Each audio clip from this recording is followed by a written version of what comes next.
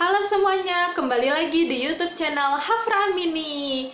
Nah, di video kali ini aku mau membahas gimana caranya kita membangun suatu habit yang baik agar suatu saat nanti habit yang kita lakukan ini akan menghasilkan suatu hasil yang memuaskan.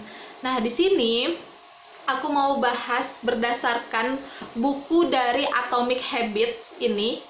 Ini bukunya bagus banget.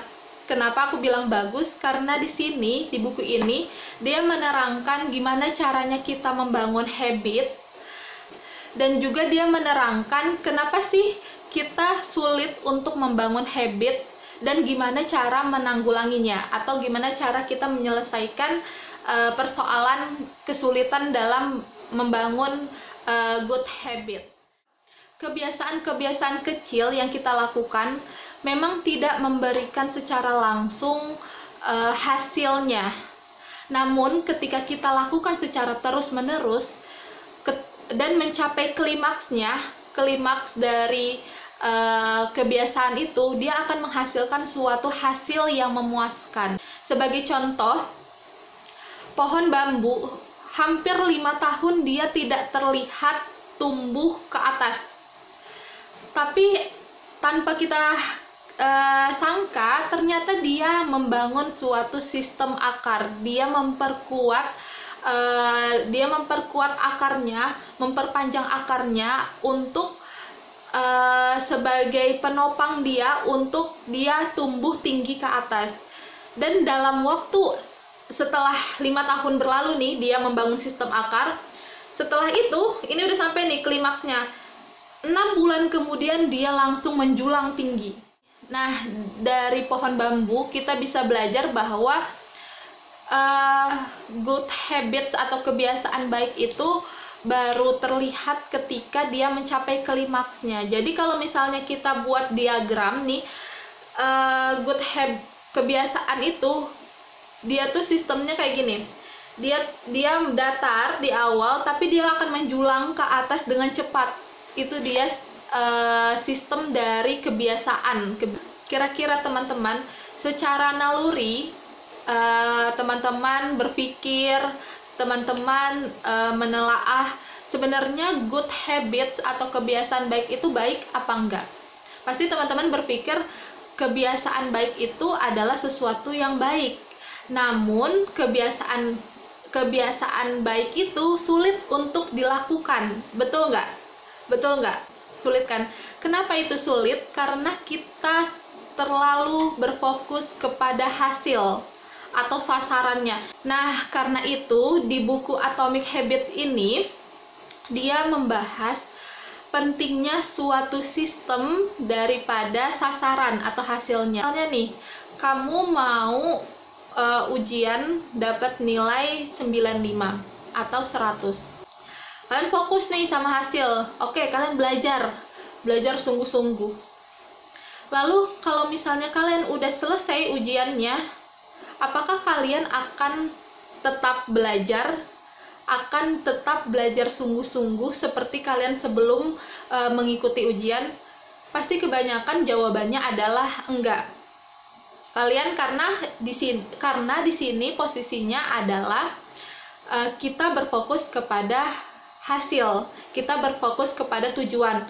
Toh kita udah selesai ujian atau toh kita udah mendapatkan nilai 100, pasti kita bakal kemampuan kita atau semangat kita belajarnya itu, semangat kita mencapai hasilnya itu akan turun karena kita udah mencapai tujuan yang kita udah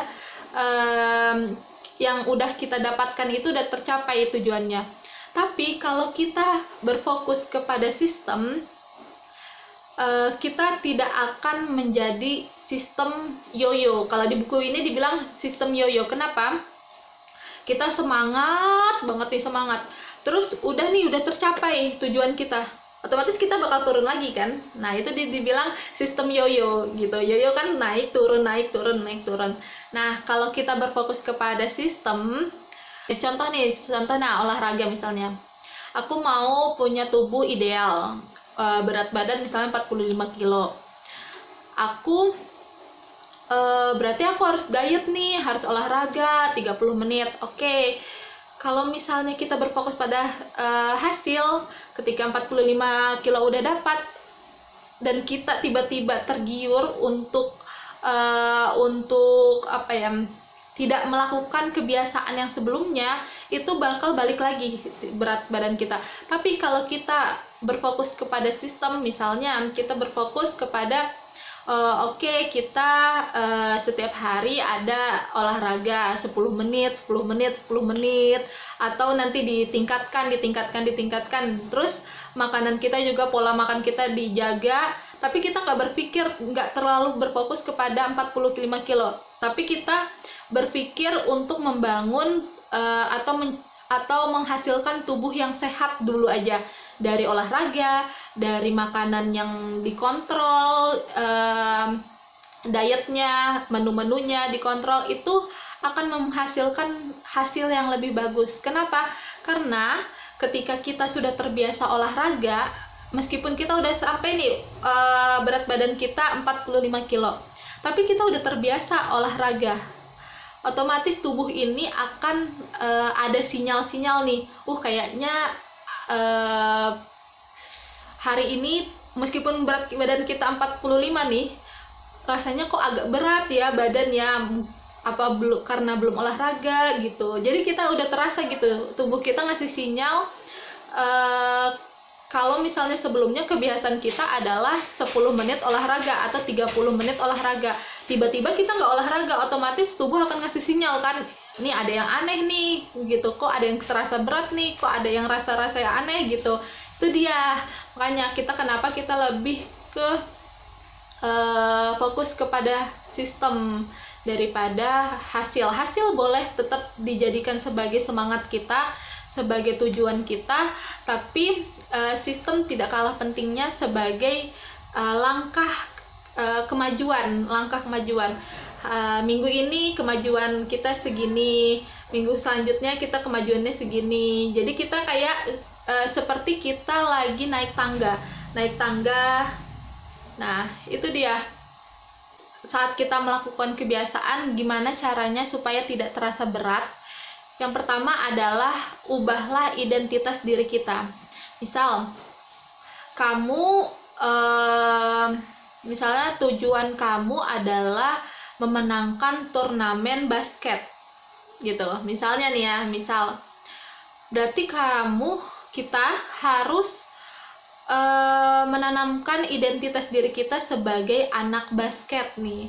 Ketika identitas itu sudah tertanam di dalam diri kita, secara tidak langsung kita sudah membangun suatu motivasi di dalam diri kita. Jadi kita nggak perlu